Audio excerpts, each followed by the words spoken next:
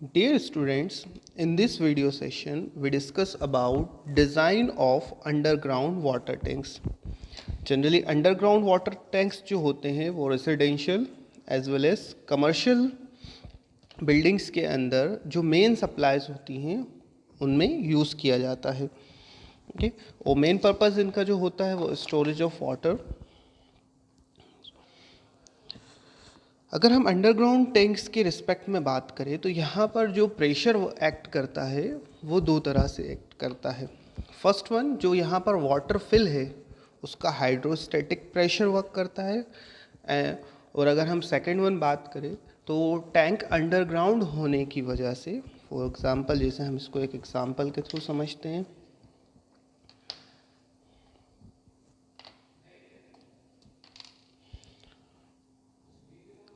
For example ये कोई हमारा अंडरग्राउंड टैंक है. इस अंडरग्राउंड टैंक की का ये वॉल है और इसके अंदर कोई लिक्विड जो है यानी मीन्स वाटर जो है यहाँ पर फिल है. इस केस के अंदर ये हमारा ग्राउंड लेवल है, ये जो है ग्राउंड लेवल है. तो और ये जो है हमारा वाटर लेवल जो फिल है यहाँ पर इस टैंक के रिस्पेक्ट में. तो यहाँ पर दो चीज़ें होती हैं. फर्स्ट वन थिंग कि अगर हम बात करें कि अगर टैंक जो है हमारा फिल कंडीशन के अंदर है तो फिल केस के अंदर यहाँ पर हमारा दो तरीके से प्रेशर एक्ट करेगा. फर्स्ट वन, यहाँ पर एक हाइड्रोस्टैटिक प्रेशर एक्ट करेगा जो यहाँ पर वाटर फिल है उसकी वजह से. ठीक है, यहाँ पर हाइड्रोस्टैटिक प्रेशर किस पर आएगा, यहाँ पर इस. दूसरा अगर हम बात करें तो यहाँ पर जो सेल्फ वेट है इस टैंक का वो डाउनवर्ड डायरेक्शन में एक्ट कर रहा है, टैंक का self weight.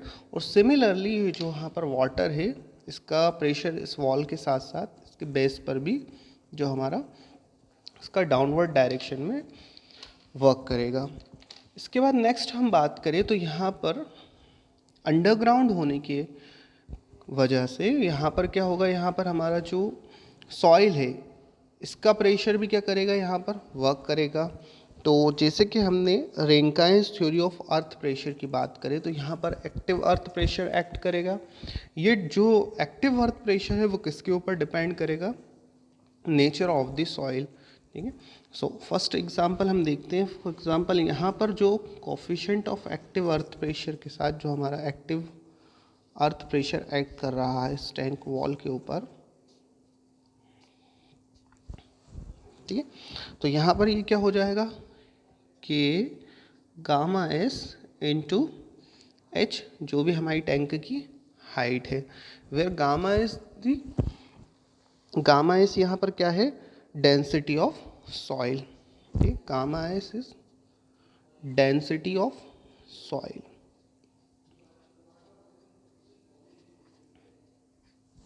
Density of soil. ठीक है, के is coefficient of active earth pressure. तो यहाँ पर दो केसेस ये बनते हैं इस एक्टिव अर्थ प्रेशर के रिस्पेक्ट में कि या तो ये सॉइल कैसी होगी, हमारी सॉइल का नेचर कैसा रहेगा, कोहेजन लेस सॉइल होगी, या हमारी सबमर्ज सैचुरेटेड सॉइल के केस में अगर हम बात करें ये दोनों कंडीशन यहाँ पर अप्लाई होगी. अब यहाँ पर फर्स्ट हम केस डिस्कस कर लेते हैं. कौन सा वाला फर्स्ट केस, जैसे कि मैंने आपको बताया कि tank is empty and active earth pressure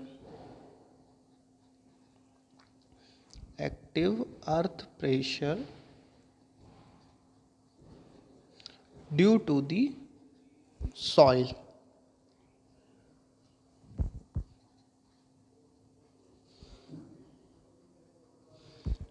acting on wall. First case हमारा ये होता है कि उस केस में हम क्या कंसिडर कर रहे हैं कि टैंक जो है वो एम्प्टी कंडीशन में है और उस केस के अंदर सिर्फ क्या वर्क करेगा, यहाँ पर एक्टिव अर्थ प्रेशर जो है टू द सॉइल यहाँ पर.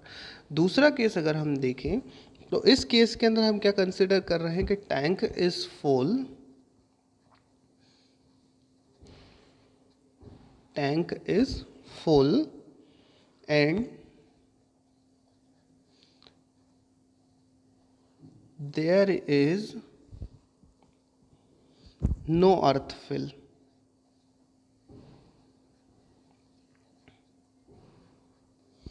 ठीक है स्टूडेंट, तो इन दोनों ही केस के अंदर हम ये जो दो कंडीशन होती है for calculating critical moment calculate करने के लिए हम ये दो कंडीशंस अप्लाई करते हैं और उनके बेस पर हम क्या करते हैं, इस टैंक को डिज़ाइन करते हैं. सिमिलरली अगर हम बात करें, the base slab of the underground tank is subjected to uplift. Similarly अगर हम बात करें यहाँ पर कि फॉर एग्जांपल ये हमारा टैंक है,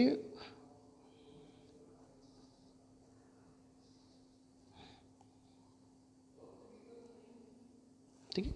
अब अंडरग्राउंड होने की वजह से यहाँ पर क्या होगा, यहाँ पर जो अपलिफ्ट फोर्स एक्ट करेगा बेस स्लैब के ऊपर, तो हमें यहाँ पर उसकी स्टेबिलिटी भी देखना पड़ेगी. ठीक, तो यहाँ पर ये अपलिफ्ट प्रेशर जो एक्ट कर रहा है,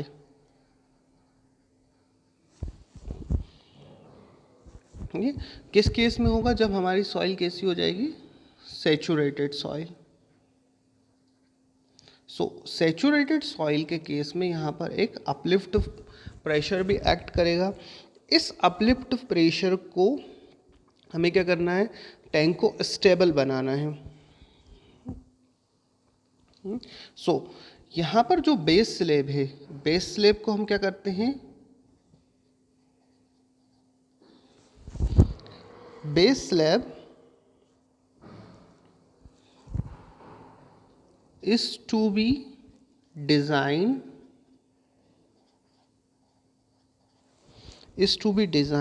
properly to ensure stability against upliftment.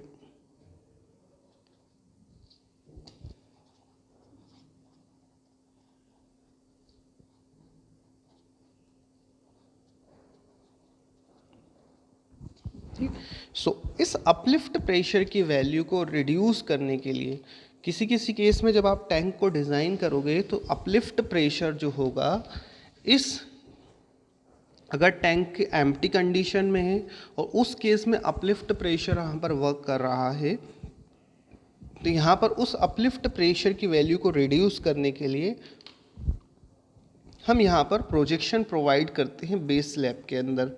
It means कि जो बेस स्लैब होगी वो वॉल से कुछ डिस्टेंस में एक्सटेंड होगी.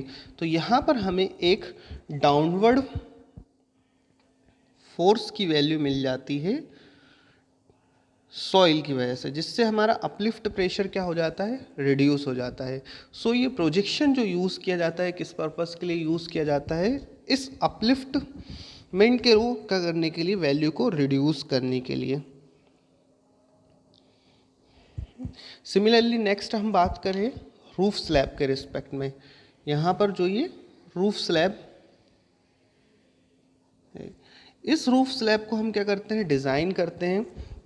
सिमिलरली जैसे हमने अभी तक जो है स्लैब्स को डिज़ाइन करा है, सेम यहाँ पर जो प्रेशर एक्ट करता है या जिसको हम जो फोर्स कंसिडर करते हैं, वो फोर्स कौन से कंसिडर करते हैं. फॉर एग्जांपल ये किसी कमर्शियल पर्पस के लिए यूज़ हो रही है, ये ऊपर जो स्लैब है, फॉर एग्जांपल ये पार्किंग यहाँ पर है, तो उसके बेस पर इसको क्या किया जाता है, डिज़ाइन किया जाता है. ठीक, तो ये टॉप स्लैब जो होगी उसको हम डिज़ाइन करेंगे यहाँ पर जो भी हमें लाइव लोड दिया रहेगा उसके रिस्पेक्ट में या कंडीशन के बेसिस पर इसे डिज़ाइन किया जाता है. ठीक है, तो चलिए इसको हम समझते हैं, दो कंडीशन कौन कौन सी होती हैं. सो फर्स्ट केस हम क्या कंसिडर कर रहे हैं कि जहाँ पर क्या हो, टैंक एम्प्टी कंडीशन में हो, टैंक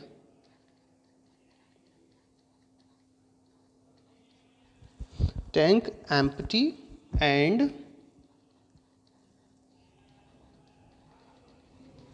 एक्टिव अर्थ प्रेशर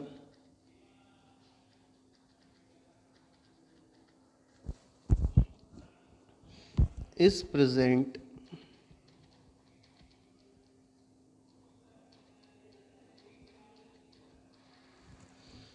ठीक है स्टूडेंट, तो यहाँ पर हम फर्स्ट कंडीशन क्या ले रहे हैं इसमें, अब ये डिपेंड करेगा सॉइल के नेचर के ऊपर। सो फर्स्ट हमारा क्या हो जाता है, सॉइल का नेचर अगर हम चेक करें तो उस केस में active earth pressure on the wall for dry and cohesionless soil, for dry and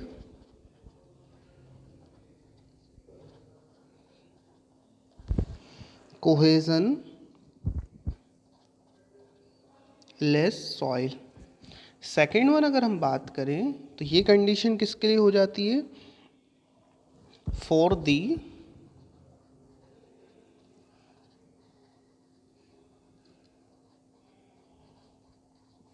submerged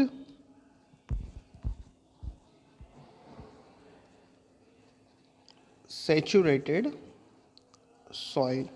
यहाँ से हमें दो कंडीशन मिलती है। अब अगर हम फर्स्ट बात करें किसके केस में, जब हमारा क्या हो, सिर्फ कोहेजन लेस सॉइल हो, तो उस केस में हम क्या यूज़ करेंगे, जो हमारा एक्टिव अर्थ प्रेशर एक्ट करेगा। सो एक्टिव अर्थ प्रेशर की वैल्यू क्या हो जाएगी यहाँ पर, अगर हम प्रेशर डायग्राम ड्रॉ करें तो यहाँ पर जो प्रेशर डायग्राम बनता है उसके रिस्पेक्ट में एक्टिव अर्थ प्रेशर की जो वैल्यू होगी, फॉर एग्जांपल टैंक की हाइट जो है वो अगर h है, तो इस केस में ये क्या हो जाएगा, के ए गामा h, और यहाँ पर s क्या है, gamma s is density of soil.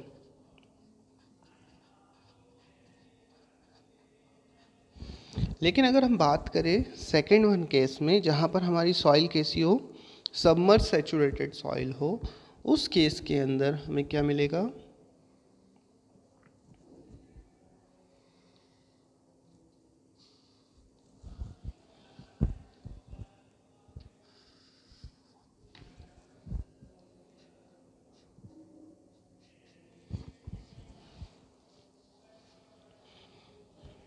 So ये वैल्यू क्या हो जाएगी हमारी, के A gamma S S, S S mean submerge saturated या सैचुरेटेड सॉइल।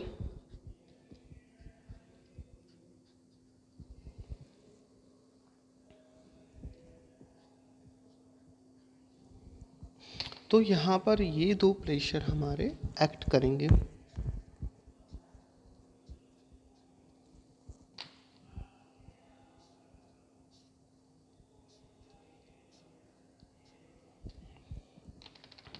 ठीक है स्टूडेंट, तो इन दो कंडीशन के रिस्पेक्ट में हमें क्या करना है, आपको टैंक की वॉल को डिज़ाइन करना है। So in the case of first, the active earth pressure due to the soil act on the tank wall with the maximum value at the base equal to Ka gamma H, where K is the coefficient of the active earth pressure, gamma S is the density of soil, H is the height of or depth of water.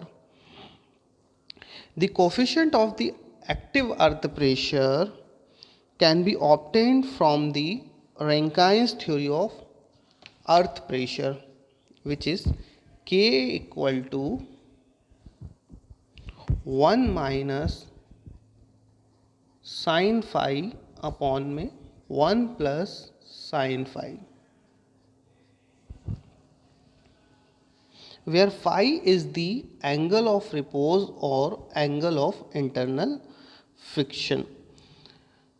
There are chances of rise of water table, then the active earth pressure due to the submerged saturated soil is to be taken into the account. The active earth pressure at the base of the wall in the case of submerged soil is given as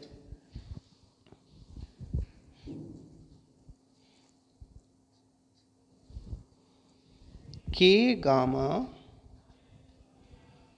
submerged saturated H plus gamma W H. ये किस case में है?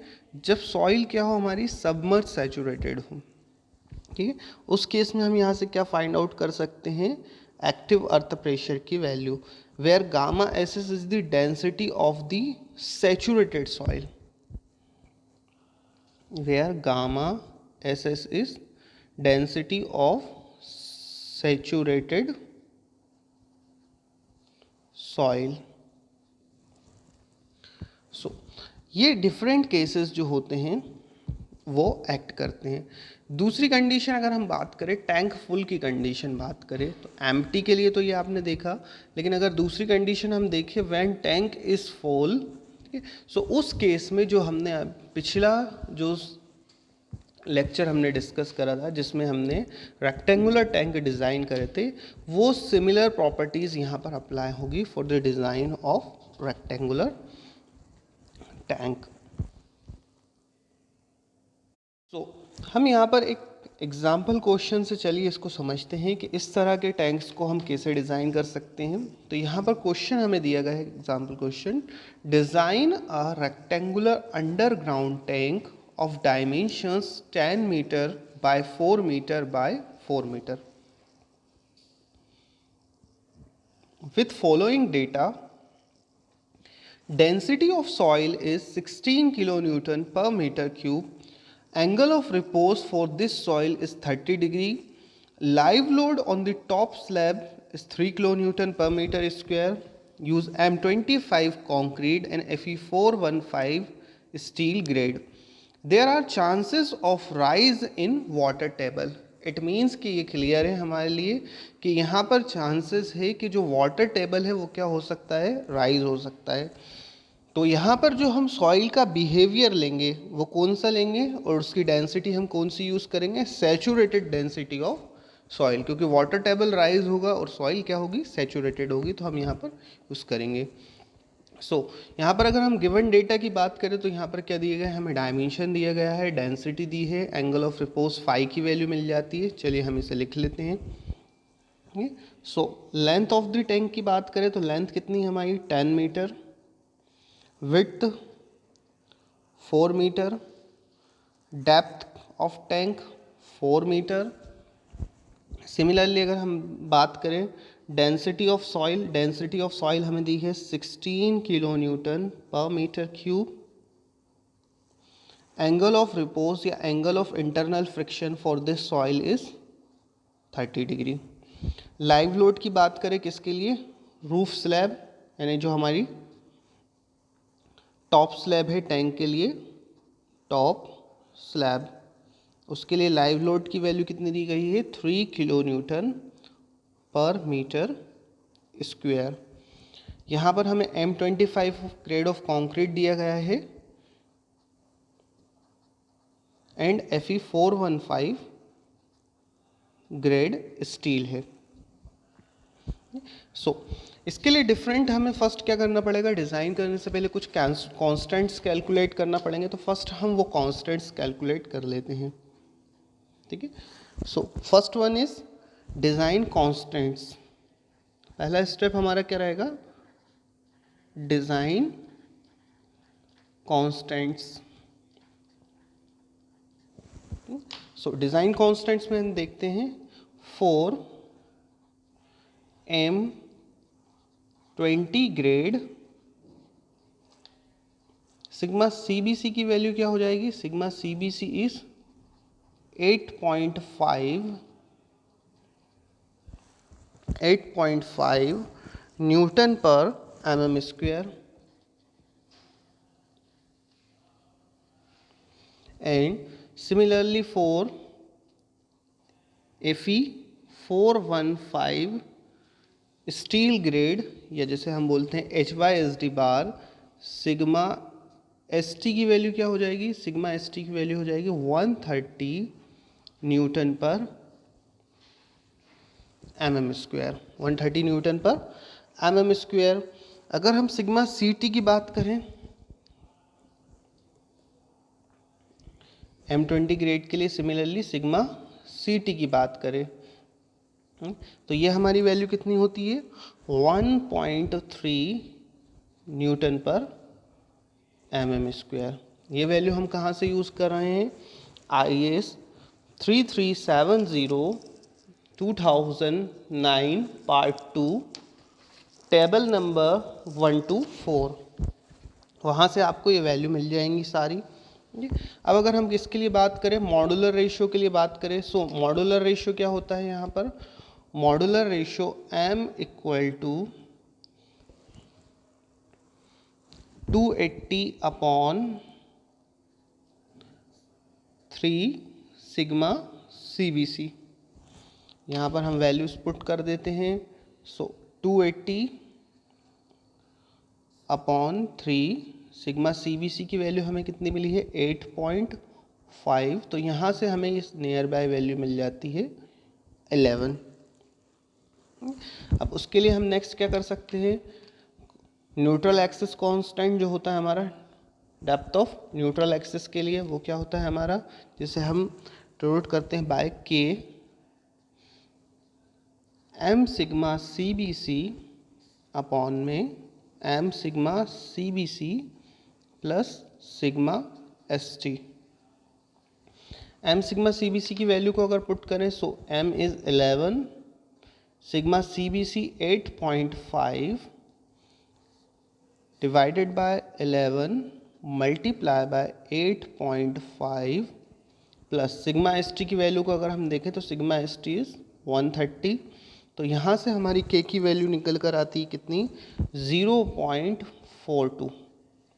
Similarly next constant किसके लिए होता है constant for lever arm which is denoted by G 1 minus K by 3।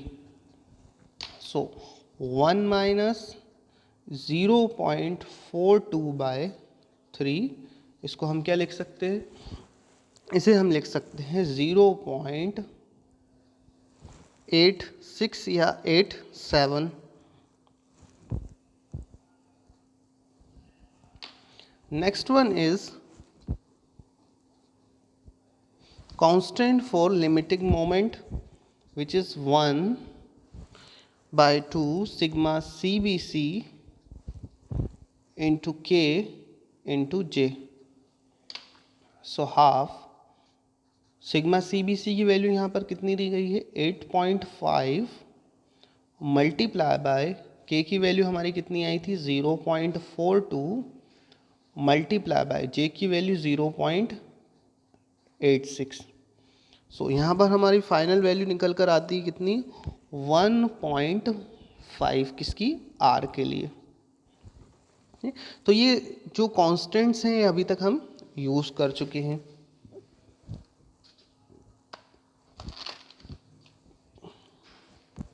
चल so students सबसे पहले हम ये चेक कर लेते हैं कि हमारा टैंक जो है उसका बिहेवियर कैसा रहेगा।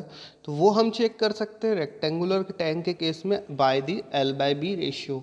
तो फर्स्ट वन हम यहाँ पर टैंक के स्ट्रक्चरल बिहेवियर को चेक करने के लिए L/B का रेशियो देख लेते हैं।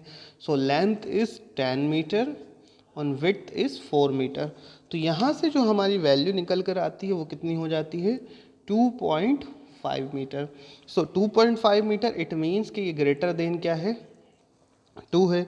सो इस केस के अंदर क्या कंडीशन बनती है कि जो लॉन्ग वॉल होती है हमारी long wall act as cantilever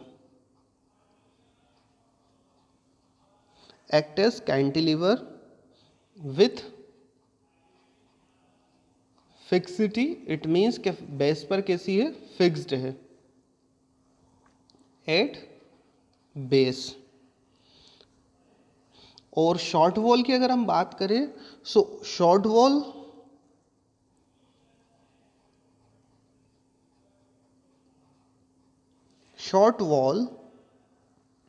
act like a slab supported on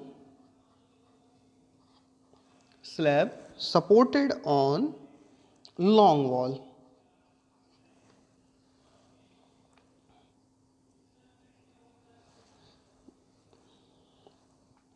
और सिमिलरली जो शॉर्ट वॉल में दूसरी कंडीशन क्या हो जाएगी, h/4 हाइट और 1 मीटर हाइट तक कैसा रहेगा ये, portion of wall act like a cantilever.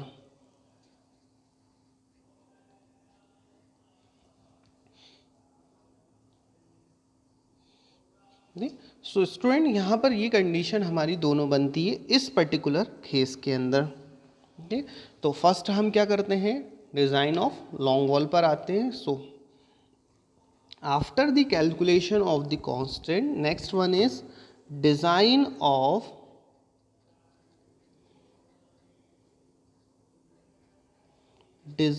Of long wall.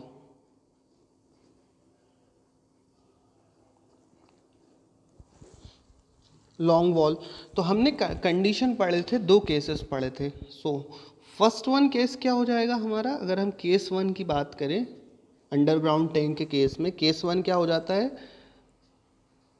The tank is empty, यानी टैंक कैसा है, खाली है, एंड एक्टिव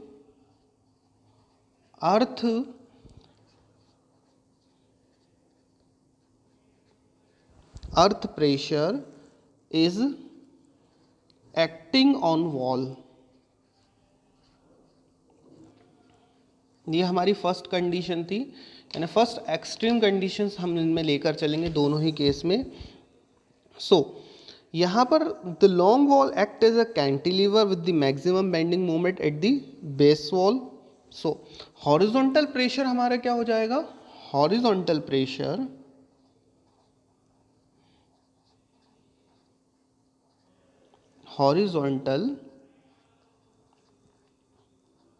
इस हॉरिजॉन्टल प्रेशर की वैल्यू क्या हो जाएगी, बेस पर अगर हम देखें, जिसे हम डिनोट करते हैं पीएच से, पीएच इक्वल्स टू के. और दूसरी कंडीशन क्या थी स्टूडेंट्स, हमें यहाँ पर हमने देखा था क्वेश्चन के अंदर कि यहाँ पर चांसेस काय के थे, rise in water. It means कि सॉइल के सेचुरेटेड होने के चांसेस थे. तो उस केस में एक्टिव अर्थ प्रेशर और जो horizontal pressure at base act कर रहा है उसकी वैल्यू क्या हो जाएगी, के gamma S S H plus gamma H. अब अगर हम बात करें इसकी सैचुरेटेड डेंसिटी की, अगर हम बात करें सैचुरेटेड डेंसिटी ऑफ सॉइल हमें फाइंड आउट करना पड़ेगी. सो सैचुरेटेड डेंसिटी ऑफ सॉइल क्या हो जाएगी हमारी, जो डेंसिटी ऑफ सॉइल होगी उसमें से हम माइनस कर देंगे, ओके, गामा डब्लू. तो यहाँ से हम डायरेक्टली क्या निकाल सकते हैं, सैचुरेटेड डेंसिटी. तो यहाँ पर हमें सॉइल की डेंसिटी हमें कितनी दी गई थी, डेंसिटी थी यहाँ पर सॉइल की 16 किलो न्यूटन, ठीक है, और माइनस अगर हम करें गामा डब्लू तो ये कितना हो जाएगा,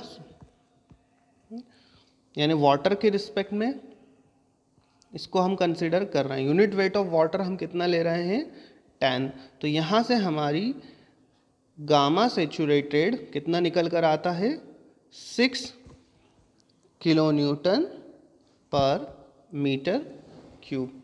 ठीक है स्टूडेंट, यहाँ से हम क्या कर सकते हैं, जो सैचुरेटेड डेंसिटी है उसको क्या कर सकते हैं, फाइंड आउट कर सकते हैं, सैचुरेटेड डेंसिटी ऑफ सॉइल. सो इसके लिए हमें नेक्स्ट वन क्या रिक्वायर है, coefficient of active earth pressure. ये कांस्टेंट की लोकेशन पर भी आप जो स्टेप है उसमें भी कैलकुलेट कर सकते हैं और यहाँ भी कैलकुलेट कर सकते हैं. So is 1 minus sine five upon में 1 plus sine five. So 1 minus sine 30 degree and 1 plus sine 30 degree. So यहाँ से कैलकुलेट करने पर यह हमें वैल्यू मिल जाती है के की 1/3। ठीक है, तो यहाँ पर हम pH की वैल्यू निकाल ले। सो pH इक्वल्स टू क्या था हमारा, के A gamma saturated H plus gamma H। So 1/3 multiply by 6 into tank की हाइट कितनी है हमारी 4 metre plus density unit weight of water into H 4 metre. So यहाँ से यह हमें वैल्यू मिल जाती है कितनी 48 kilo newton per metre square. ये क्या मिला है हमें, प्रेशर एट बेस। ठीक है, नेक्स्ट अगर हम देखें मैक्सिमम बेंडिंग मोमेंट की अगर हम बात करें, इस केस में मैक्सिमम बेंडिंग मोमेंट क्या हो जाएगा। So maximum bending moment at the base of wall, at the base of wall. So इसको हम काय से मल्टीप्लाई कर देंगे, लीवर आर्म से मल्टीप्लाई कर देंगे। ठीक है, लीवर आर्म सबसे पहले जो क्या है, हमें प्रेशर किसके रिस्पेक्ट में मिला है, ये हमें कुछ इस तरह से मिला है कि ये हमारा प्रेशर डायग्राम हो गया है ये ट्रायंगुलर फॉर्म में। यहाँ पर ये हमें कितनी वैल्यू मिली है इसकी 48, ये जो है हमें 48, और ये हाइट कितनी है हमारे पास 4 मीटर। ठीक है, तो हमें मोमेंट निकालना है, मोमेंट एट बेस। ठीक है, इसके रिस्पेक्ट में, तो ये कितनी हाइट हो जाएगी, ये हो जाएगी हमारी h/3। सो इसको हम लिख सकते हैं हाफ, ठीक है, pH, क्योंकि ये बेस पर ये क्या है pH, मल्टीप्लाई बाय h, क्योंकि ये क्या है हमारा h, इनटू ये कितने पर एक्ट कर रहा है h/3। सो यहाँ से हमने इसको फाइंड आउट करा, इंटू 48 मल्टीप्लाई बाय 4 इंटू 4/3। तो यहाँ पर ये वैल्यू इस मोमेंट की हमें मिल जाती है कितनी 128। ये क्या है हमारा moment at base, kilonewton metre में। ठीक है स्टूडेंट, अब इस मोमेंट के रिस्पेक्ट में हम क्या फाइंड आउट कर सकते हैं, इसके लिए सेक्शन क्या साइज फाइंड आउट कर सकते हैं। सो थिकनेस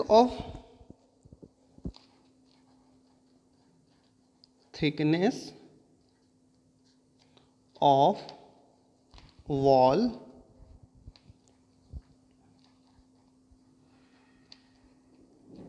रिक्वायर्ड अगर हम निकालें तो उसको हम कैसे निकाल सकते हैं, T इक्वल टू, या T या आप स्मॉल d से इसको नोट कर सकते हैं, M/RB। ठीक है, इससे पिछले लेक्चर्स में हम देख चुके हैं कि ये कैसे फाइंड आउट करते हैं।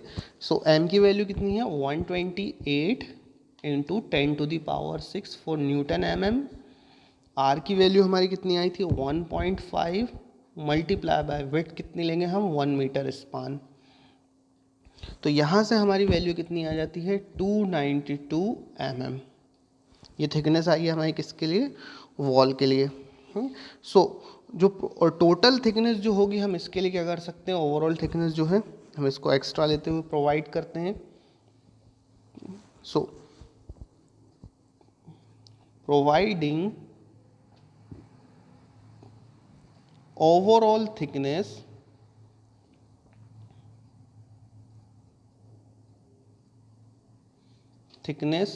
ऑफ वॉल, इसको हम कितना ले लेते हैं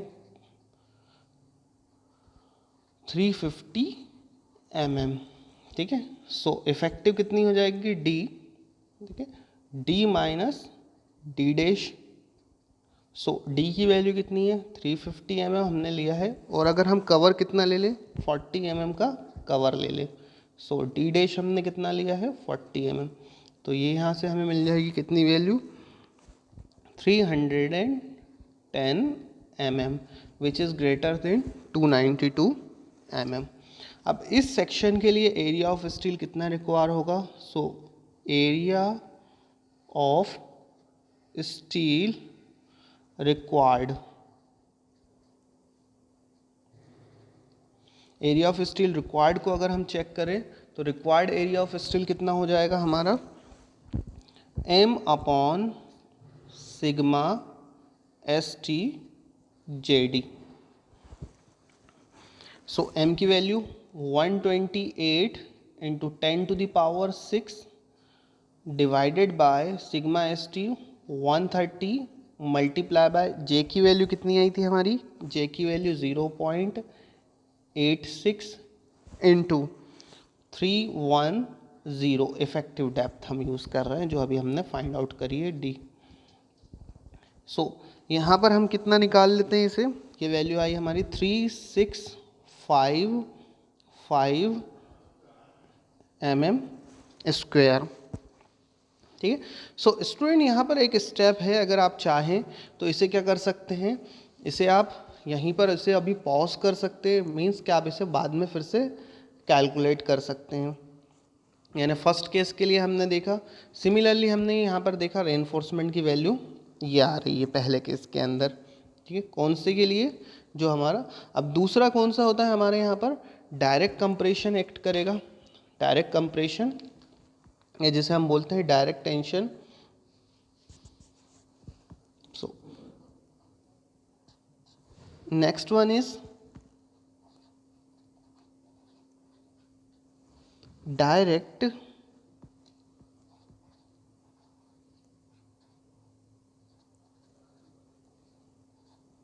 compression in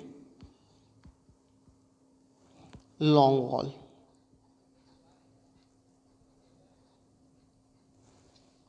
ठीक, इसे हम कैलकुलेट कर लेते हैं। So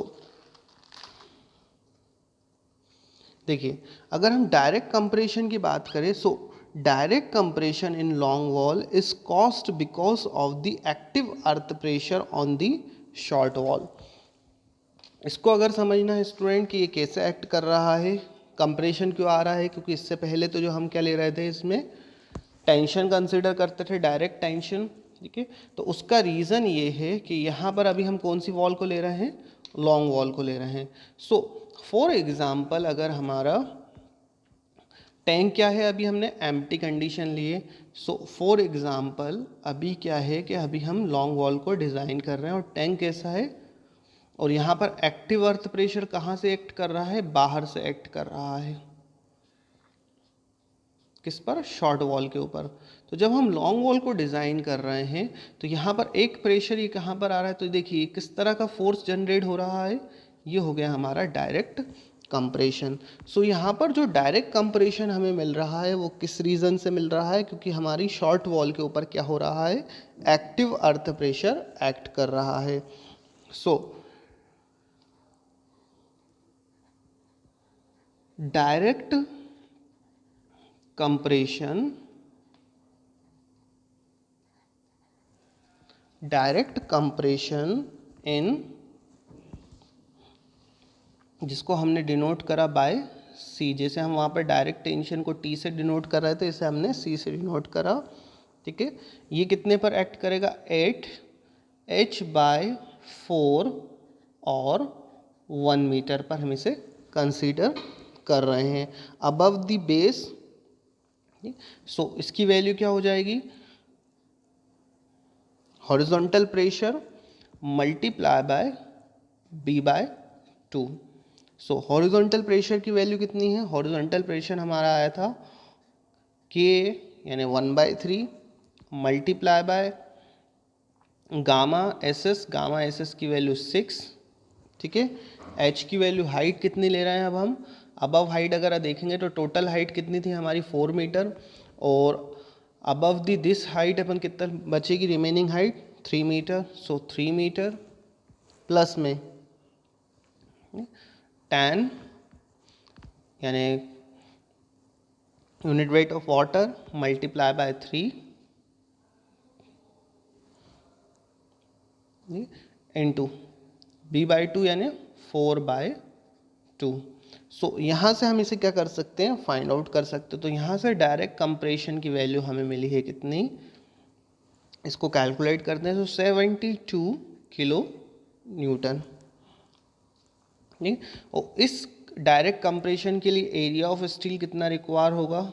area of steel required, area of steel required कितना हो जाएगा हमारा? इसे हम बोलते हैं C upon sigma ST। Area is force upon stress, so 72 multiply by 10 to the power 3 divided by 130। So यहाँ से एरिया ऑफ स्टील रिक्वायर्ड कितना हो गया? 554 mm square. But minimum area of steel require कितना होता है? 0.35% ऑफ एक्स सेक्शनल एरिया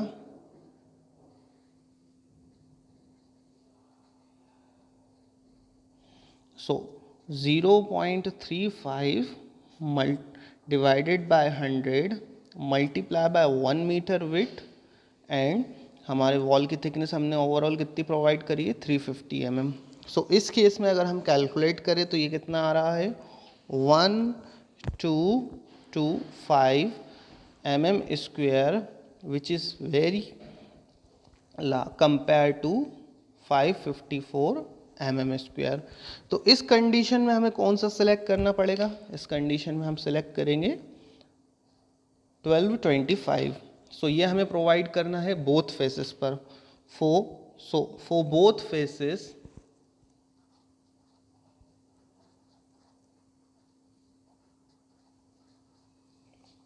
कितना हो जाएगा? 1225 डिवाइडेड बाय 2। सो अराउंड हमें 612.5 mm स्क्वायर ईच फेस पर प्रोवाइड करना होगा। दूसरी कंडीशन की अगर हम बात करें, दूसरी कंडीशन हमारी कौन सी हो जाती है? दूसरी कंडीशन, सेकंड कंडीशन क्या होगी? जिसमें टैंक क्या होगा? फुल होगा, और जो रेनफोर्समेंट होगा, ठीक है, और अर्थ प्रेशर जो होगा कोई हम उसको कंसीडर नहीं करेंगे। तो इसके नेक्स्ट लेक्चर में जो होगा हम ये आगे का पोर्शन डिस्कस करते हैं। इससे रिलेटेड आपके कोई भी डाउट्स हो, क्वेश्चंस हो, तो आप मुझे पर्सनली कांटेक्ट कर सकते हैं, या हम इसे डाउट सेशन में डिस्कस करेंगे। Thank you, have a nice day.